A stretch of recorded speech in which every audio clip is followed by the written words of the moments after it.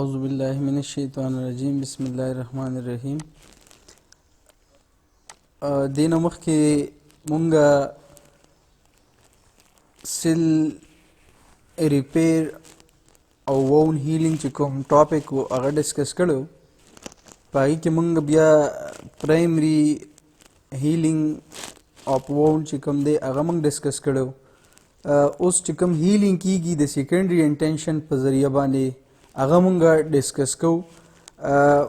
وونډ په دې کې چې کوم وونډ وي نو د دې چې کوم ایجز وي هغه سیپریټډ وي، د جدا وي د یو بل نه، سیکنډري یونین وي.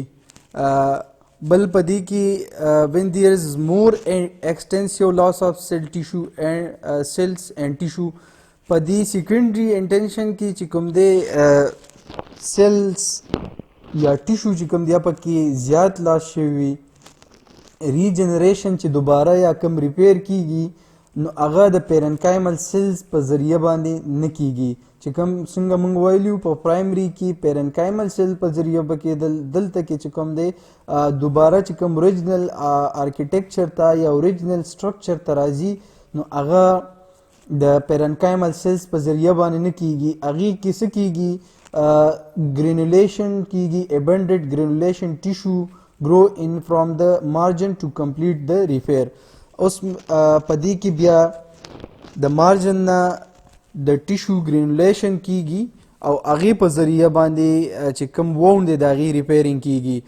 څنګه چې په پرایمري کې مو وی چې کوم یا پلیټلیټس دي زموږ چې کوم د بلډ سیلز دي د هغې په ذریعه چې کوم پروټین دي فایبرونیجن د هغې په ذریعه باندې ټیشو ریپیرینګ چې کوم کیږي یا چې کوم وونډ راغلی وي د هغې ریپیرینګ کیږي.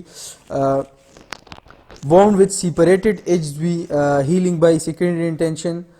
secondary union when there is more extensive loss of cell and tissues, regeneration of parenchymal cell cannot completely reconstitute the original architecture. Abundant granulation tissue grow in the from the margin to complete the repair. اوس په دې کې لږ شان ډیفرنس مونږ ګورو چې کوم ډیفرنس بټوین هیلینګ بای پرایمري اینڈ سیکنډري انټینشن چې دواړو کې څه ډیفرنس دی. سیکنڈری ہیلنگ ڈفرنٹ پرائمری ہیلنگ ان سیورل اسپیکٹ. دیکھیے اس میں انفلیمیٹری ریئیکشن از مور انٹینس. یہ سیکنڈری کی بات ہو رہا ہے کہ اس میں انفلیمیٹری ریئیکشن مور انٹینس ہوتی ہے. مچ لارجر اماؤنٹ آف گرینولیشن ٹیشو آر فارمڈ. تاسو ته مخکې ما ووی چې په دې کې ګرینولیشن ټیشو چې کوم دی هغه پکې ډیر جوړیږي. په پرایمري کې به نه جوړېدل، د پیرنکایمل سیل په ذریعه به کېدل. دلته کې چې کوم دی د ګرینولیشن فارمیشن په ذریعه باندې چې کوم وونډ ریپیرینګ کیږي. وونډ کنټریکشن اکر ان لارج سرفیس وونډ، سبسٹینشیل سکار فارمیشن اینڈ تھیننگ آف د اپیډرمس اکر. دا په سیکنډري هیلینګ کې کیږي. اوس په دې کې چې کوم فیچر ډیفرنس دي چې کوم هیلینګ بای پرایمري انټینشن دي یا هیلینګ بای سیکنډري انټینشن دي چې کوم فیچر دي په پرایمري انټینشن کې کوم فیچر دي یا په سیکنډري کې دي. نو په دې کې چې کوم کلیننس دی په پرایمري کې به دا وونډ چې کوم وي دا به کلین وي، صفا به وي. په دې هیلینګ چې کوم سیکنډري انټینشن دی د وونډ په هغې کې به دا وونډ کلین نه وي.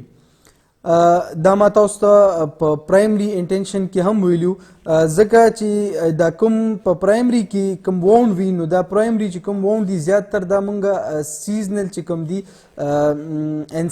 انسیژنل یا سرجیکل چې کوم وونډ دي دا هغه دي. انفیکشن چې کوم دی دا به پرایمري انټینشن والا چې کوم دي دا به انفیکټډ دومره نه وي، ناٹ انفیکټډ به وي. کوم چې سیکنډري انټینشن والا وونډ دی هغه به انفیکټډ زیات وي. مارجنز چې کوم دي دا به سرجیکلی کلین وي په پرایمري کې چې کوم دي، او دا به ارریګولري. ځکه په پرایمري کې موږ دا خبره هم کړې وه چې د دې کوم ایجز دي دا به اپوزډ وي او په سیکنډري کې چې کوم دي سیپریټډ ایجز به وي د وونډ، نو دا به ارریګولري.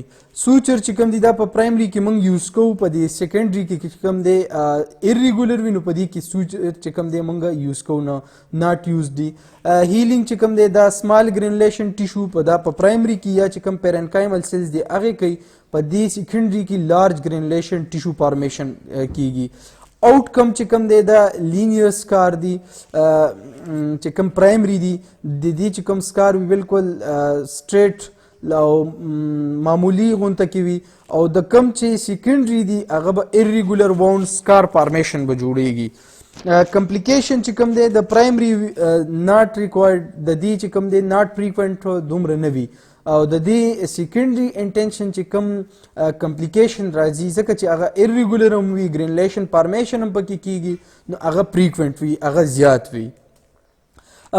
انټروډکشن ټو وونډ هیلینګ. اوس د وونډ هیلینګ سره انټروډکشن. Healing is a complex and dynamic process of restoring cellular structure and tissue layers.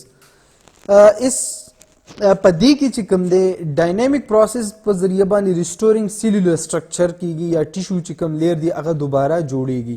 The adult wound healing process can be divided into 4 different phases.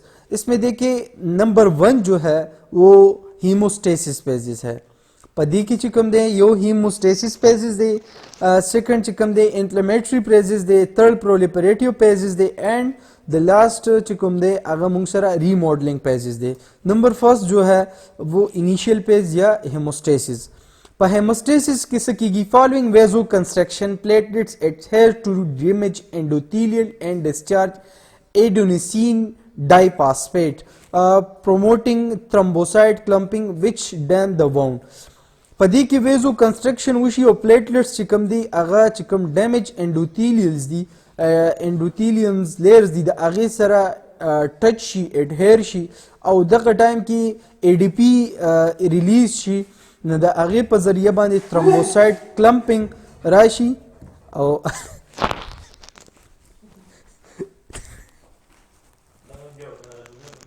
هغې سره چې کوم دی پروموټینګ تھرمبوسایټس چې کوم دی پلیټس زیات راشي او هغه وونډ چې کوم دی دوباره هیل شي. د انفلیمیټری پیز جو ہے از انیشیټډ بای د ریلیز آف نامورس سایټوکاین بای پلیټلیټس. پلیټلیټس چې کوم دی سایټوکاینین ریلیز کی د هغې په وجه باندې هغه انفلیمیټری پیز سټارټ شي او وونډ چې کوم دی دوباره د هغې د پاسه ګرینولیشن فارمیشن کیږي. فایبرینوجن از cleaved into fibrin and then framework for completion of the coagulation process is formed. فایبرینوجن چې کوم دی دا زموږ سره کلاټینګ فیکټر دی دا یو پروټین دی د هغې په ذریعه باندې هم موږ سره وونډ فارمیشن چې کوم دی دوباره هیلینګ کیږي. سیکنډري یا سیکنډ فیز چې کوم دی هغه انفلمیشن دی within the first 6 to 8 hours په هغې کې دا کیږي. پولیمارک نیوکلیر لیوکوسایټ چې کوم دی یا لیوکوسایټ ډبلیو بي سي چې زموږ سره کوم دی هغې سره څه چلو شي کلینز د وونډ هغه وونډ چې کوم دی موږ سره کلین کی صفا کی کلیرینګ اټ آف ډیبرایډ جت په هغې باندې چې څومره هم ګنده مواد وي هغه ترې صفا کی. مونوسایټ آلسو ایگزویټ فرام د ویسل او مونوسایټ چې کوم دی دا د ویسل نه دوباره بهر ته راشي ایز ا فارم آف ایگزوډیټ. These are termed macrophages. په کوم فارم کې راشي؟ macrophages. These macrophages continue the cleansing process and manufacture various growth factor during day 3 to 4.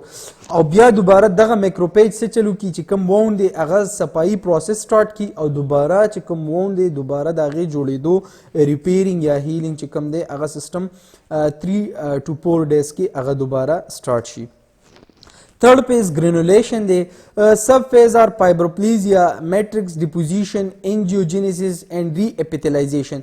इसमें fibrosis हो जाती है और angiogenesis का मतलब है दोबारा जो है यहाँ पे माइक्रोवास्कुलेचर जो है माइक्रोवास्कुलर वेसल जो है वो फॉर्मेशन हो जाती है यहाँ पे वाउंड की जगह पे और दोबारा रीएपिथेलाइजेशन आ जाती है तो उससे भी ग्रेनुलेशन हो जाती है और ग्रेनुलेशन से जो वाउंड है वो दोबारा हील हो जाता है.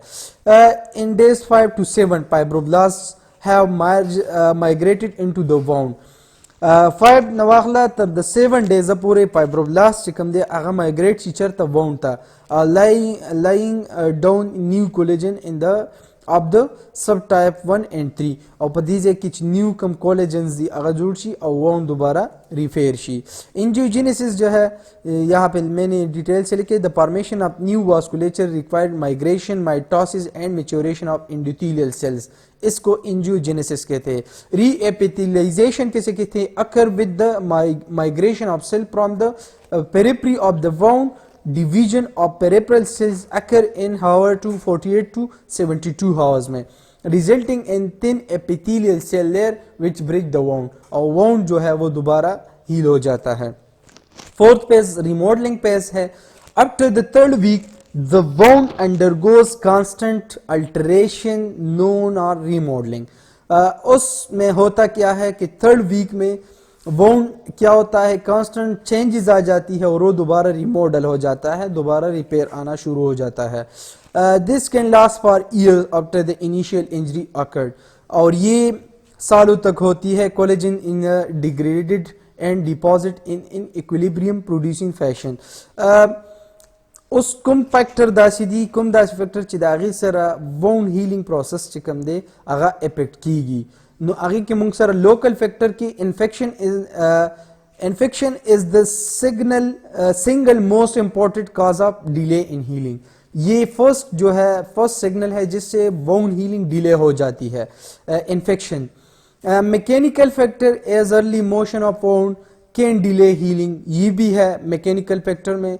Foreign body such as fragment of steel glass और इवन बोन, फॉरेन फ्रेगमेंट्स द वजह हम चिकम दे फॉरेन बॉडी द वजह हम चिकम स्टील फ्रेगमेंट्स या ग्लास दी या बोन कम चिकम दी दागे फ्रेगमेंट द वजह हम वाउंड हीलिंग डिले की देशी. Size location and type of wound पदे बानी हम डिफेंड कई चिकम साइज द वाउंड दे या साइड दे influence healing wound in richly vascularized. कमजे की ची ब्लड सप्लाई डी रवि कमा एरिया की कम साइड के अल्ता वाउंड हीलिंग जर कीगी. Area such as face heal faster than those in poorly vascularised. चिकम जे के ब्लड सप्लाई ज्यादा दा अल्ता के वाउंड हीलिंग जर कीगी, चिकम जे के कम दा अल्ता के वा लगा कीगी.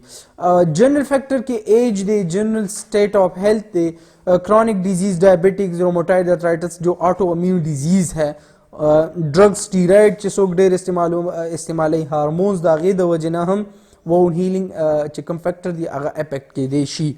जनरल कार्डियोवास्कुलर स्टेटस चिकम दे हार्ट के सब प्रॉब्लम भी दागे वजहों के देशी. General dietary deficiency for example proteins चिकम दी का जमंग द प्रोटीन डिफिशियंसी भी नो दागे पवजबाने हम जमंग वाउंड चिकम दे दागी हीलिंग डिले की देशी. Specific dietary deficiency vitamin C शु या सल्फर कंटेनिंग अमाइनो एसिड चिकम दी कम चीज जमंग इम्यून सिस्टम स्ट्रांग साथी दा आगे द वजना हम कदा दी डिफिशियंसी राशि नो जमंगा आगा वाउंड हीलिंग डिले की देशी.